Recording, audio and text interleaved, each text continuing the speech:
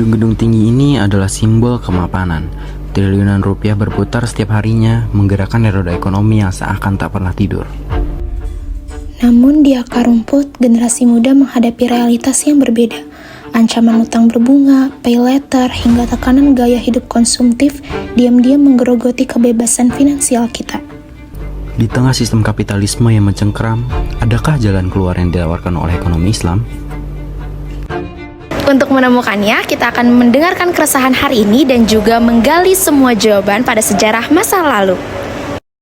Halo teman-teman semuanya. Nah teman-teman, di sini aku nggak sendirian aja loh. Aku bersama dua teman aku. Boleh dikenalin nggak sih nama kalian siapa, dari prodi apa, dan dari angkatan berapa? Halo, perkenalkan nama aku Syifa dari Ekonomi Syariah Angkatan 25. Halo, nama aku Azza, aku dari Ekonomi Syariah Angkatan 25. Nah teman-teman, aku mau nanya nih sama kalian, apa sih yang membedakan bank syariah dengan bank konvensional? Perbedaan utamanya itu, bank syariah itu dia tidak menggunakan sistem bunga, dia lebih menggunakan sistem jual beli dan keadilan. Oke, terus tuh juga misal dari bagi hasil itu juga menerapkan sistem keadilan. Tentunya bagi masyarakat kita menerapkan sistem keuntungan bersama, jadi tidak ada yang lebih kecil ataupun lebih besar, jadi semuanya rata. Seperti itu. Nah pertanyaan yang kedua adalah, mengapa bank syariah ini sangat penting sekali untuk masyarakat Indonesia? Penting sekali karena mayoritas warga Indonesia itu adalah beragama Islam. Jadi banyak warga Indonesia dia tuh penasaran gimana sih layanan bank syariah, karena bank syariah itu kan sistemnya lebih transparan dan keadilan. Selain itu juga bank syariah juga sistemnya ini dia tuh lebih keadil dan etis. Pertanyaan terakhir dari aku, sebagai generasi muda, bagaimana pandangan kalian terhadap perkembangan ekonomi syariah pada saat ini? Oke, menurut saya sebagai generasi muda tentu menurut saya ini ekonomi syariah itu udah melonjak pesat gitu, karena sekarang masyarakat tuh udah mulai sadar akan adanya prinsip syariah, akan adanya riba dan juga akad-akad yang seharusnya kita terapin sebagai muslim gitu.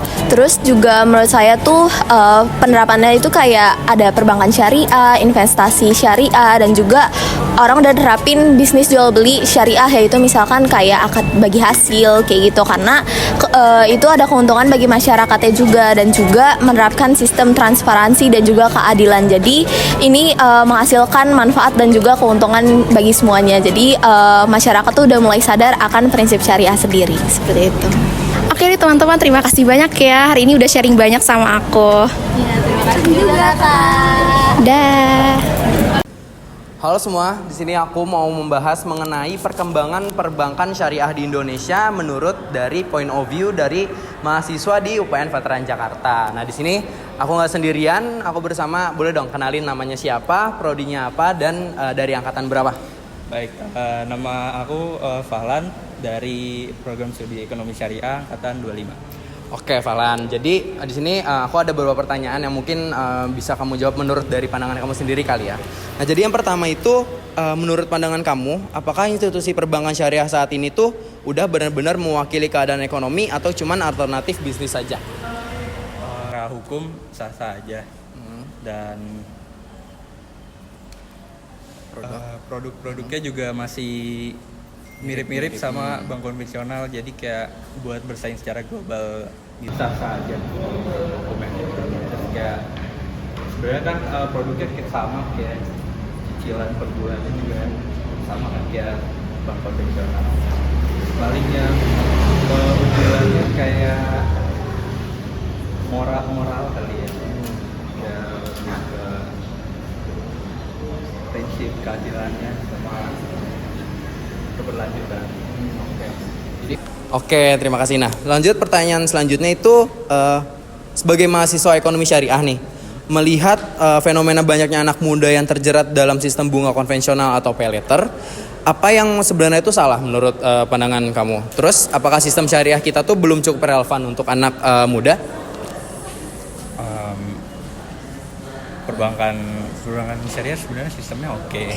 Tapi kalau misalnya dibandingin sama bank konvensional yang nawarin sistem yang lebih praktis dan cepat gitu ya, Jadi kalah ya? Iya, jadi kalah.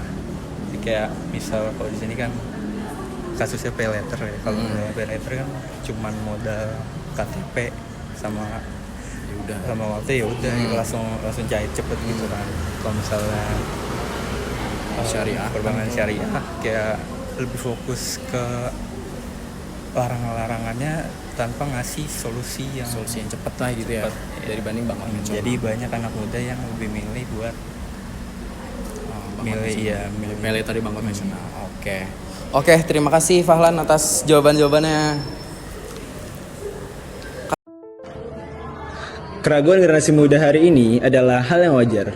Namun, sejarah membuktikan bahwa membangun fondasi syariah di Indonesia berangkat dari kondisi yang jauh lebih tidak pasti.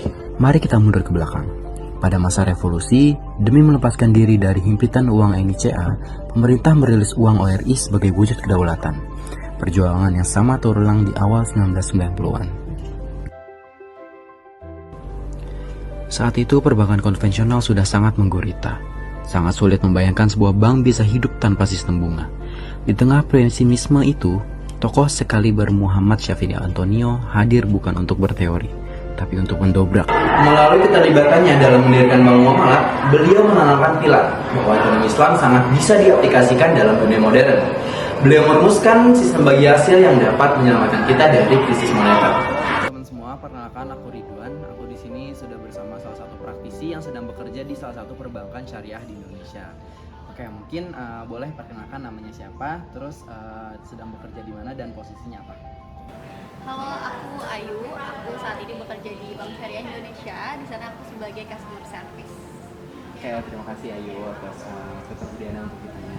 Oke, mungkin kita langsung masuk ke beberapa pertanyaannya kali Ayu. Jadi salah satu pertanyaan itu, menurut kamu pribadi, gimana cara bank syariah kayak BSI itu ngikutin perkembangan zaman digital pada saat ini? Kalau untuk mengikuti perkembangan zaman, salah satu buktinya itu dengan launchingnya aplikasi baru kami itu ada Beyond by BSI. Nah, di sana tuh nggak cuma mempermudah nasabah untuk transaksi perbankan, tapi juga membantu nasabah tentang spiritualnya. Ya, contoh di sana mudahin nasabah untuk investasi, untuk tabungan haji, sedekah haji dan lain-lain itu langsung ada di sana.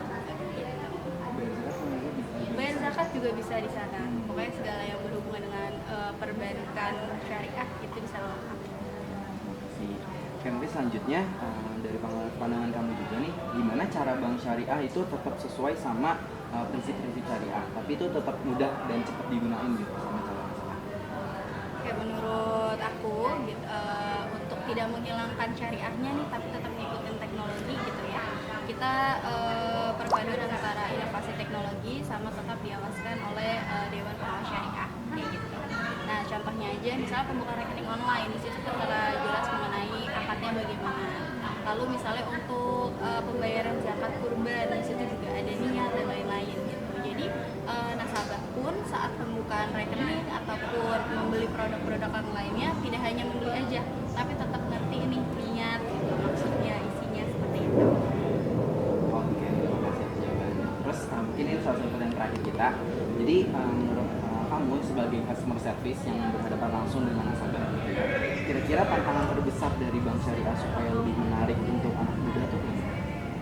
Sesuai pengalaman aku sih customer service banyak nih anak-anak yang Gen Z mungkin ya gitu masih berpikir BSI itu cuma spiritual aja gitu, religius aja.